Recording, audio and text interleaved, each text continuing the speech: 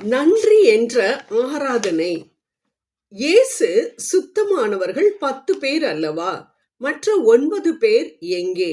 தேவனை மகிமைப்படுத்துவதற்கு இந்த அந்நியனை தவிர வேறு ஒருவரும் திரும்பி வர காணோமே என்று சொல்லி அவனை நோக்கி, நீ எழுந்து போ, உன் விசுவாசம் உன்னை ரட்சித்தது என்றார் என்பதை நாம் லூக்கா 17 முதல் 19 வரை நாம் வாசிக்கின்றோம்.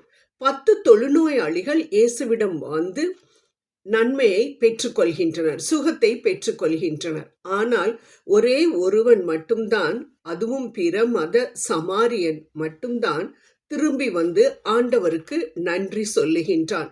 அப்படி நன்றி சொல்லும் பொழுதுதான் இயேசு இந்த வார்த்தைகளை சொல்கின்றார். ஆம் அன்பானவர்களே, இயேசு சொல்வதை பாருங்கள். தேவனை மகிமைப்படுத்துவதற்கு இந்த அந்நியனை தவிர வேறு ஒருவரும் வரவில்லையா என்கிறார். ஆனால் அந்த சமாரியன் நன்றி சொல்லத்தான் வந்தான். இதிலிருந்து என்ன தெரிகின்றது? ஆண்டவருக்கு நாம் நன்றி செலுத்தும் பொழுது நாம் ஆண்டவருக்கு மகிமையை செலுத்துகின்றோம் என்று சொல்கின்றார்.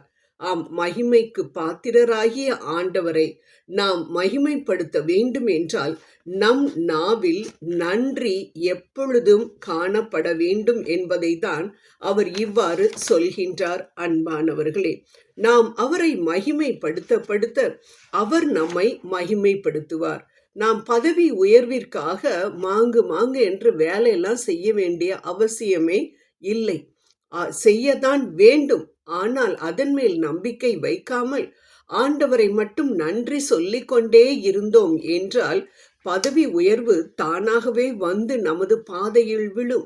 நமது பிள்ளைகளை குறித்து நாம் நன்றி சொல்லிக்கொண்டே இருந்தோம் என்றால் பிள்ளைகளின் மூலமாக நமக்கு சந்தோஷம்தான் கிடைக்கும் என்பதை மிகவும் எவ்வளவு அருமையாக, நீ என்னை மகிமைப்படுத்த வேண்டும் என்றால் நீ நன்றி சொல்ல வேண்டும் என்று இயேசு இங்கு சொல்வதை நாம் பார்க்கின்றோம். ஸோ நமது வாழ்க்கையில் முன்னேறுவதற்கு ஒரு சிம்பிளான, ஒரு எளிதான வழி ஆண்டவருக்கு நன்றி செலுத்துவதுதான்.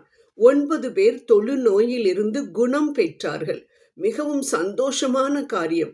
ஆனால் இந்த சுகமானது தற்காலிகமானது. ஏனென்றால் இந்த சுகம் உலகத்தை பொறுத்தது. உலகமே தற்காலிகமானதாக இருக்கும் பொழுது இந்த உலகத்தில் கிடைக்கும் நன்மையும் தற்காலிகமானதாதானே இருக்கும். ஆனால் திரும்பி வந்து நன்றி சொன்ன அந்த சமாரியனுக்கு கிடைத்தது தற்காலிக சுகம் அல்ல, நிரந்தரமான ஒரு சந்தோஷம் என்பதை ஆண்டவர் மிகவும் அருமையாக, நீ எழுந்து போ, உனக்கு இரட்சிப்பு வந்தது என்று அவர் கூறுவதை நாம் பார்க்கின்றோம். ஆம் அன்பானவர்களே, முடியாதவர் ஒருவருக்கு நாம் உதவி செய்தோம் என்றால் உடனே அவர் உதவியை வாங்கி கொண்டு நன்றி என்ற ஒரு வார்த்தை சொல்லாமல் போனால் எவ்வளவு வேதனைப்படுவோம், நாம் எவ்வளவு கஷ்டப்படுவோம், கோபப்படுவோம்.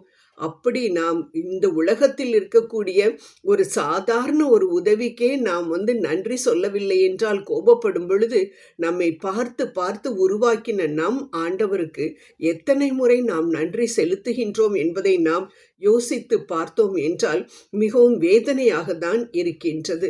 ஆம், நன்றியால் ஆண்டவரை மகிமைப்படுத்துவோம், ஆண்டவரை அலங்கரிப்போம். நமது நன்றியை ஏன் ஆண்டவர் எதிர்பார்க்கிறார் என்றால் அது ஆராதனைக்கு சமம். ஏனென்றால் ஆண்டவரை சொல்லுகின்றார், மகிமைப்படுத்துவதும் நன்றியும் ஒன்று என்று. அப்படி நாம் ஆண்டவரை மகிமைப்படுத்தும் பொழுது நமக்கு துன்பங்களை கொண்டு வரக்கூடிய பிசாசுக்கு நம்மை பிடிக்கவே பிடிக்காது. அப்ப என்ன பண்ணுவான்? நம்மை விட்டு ஓடி போவான்.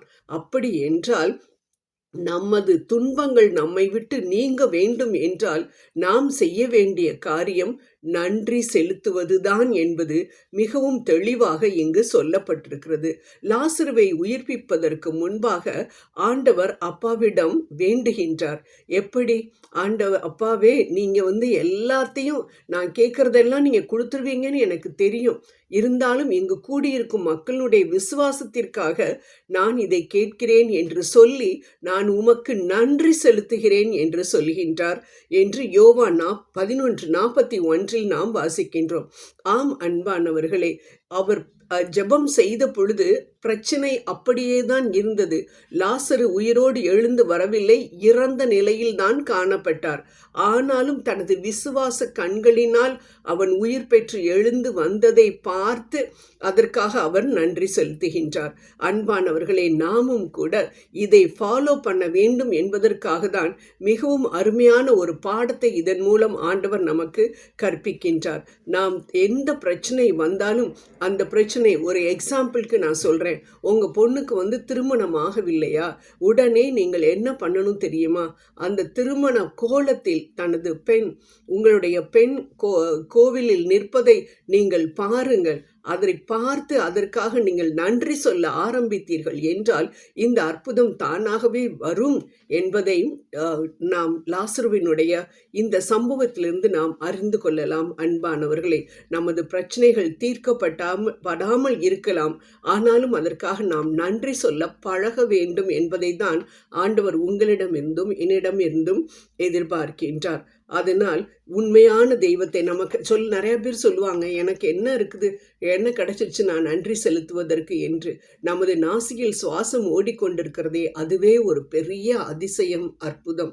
அதே போல ஆண்டவரால் படைக்கப்பட்டு அவருடைய உண்மையான தெய்வமாகிய அவரை நாம் ஏற்றுக்கொண்டு அவரால் தெரிந்து கொள்ளப்பட்டிருக்கிறோமே, இது எப்பேற்பட்ட பாக்கியம். இந்த பாக்கியத்திற்காக திருப்பாடல் 105 சொல்லப்பட்டிருக்கிறது போல, ஆண்டவர் நல்லவர், அவர் கிருபை என் மேல் இருக்கிறது என்று சொல்லி நாம் ஜெபிப்போம். ஒவ்வொரு நாளும் ஒவ்வொரு தடவையும் நாம் நன்றி சொல்லிக்கொண்டே இருப்போம். அப்படியே முடிய யாராவது திட்டினாங்களா, பிரைஸ் ஜீசஸ், தேங்க்யூ ஜீசஸ் சொல்லலாம். யாராவது புகழ்ந்தாங்களா, தேங்க்யூ ஜீசஸ். இன்பமா, தேங்க்யூ ஜீசஸ். அதே போல துன்பமா, எல்லாவற்றிலும் நாம் நன்றி நன்றி என்று நன்றி சொல்லிக்கொண்டே இருப்போம். நிச்சயம் நாம் வெற்றி பெறுவோம். ஜெபம் செய்வோம்.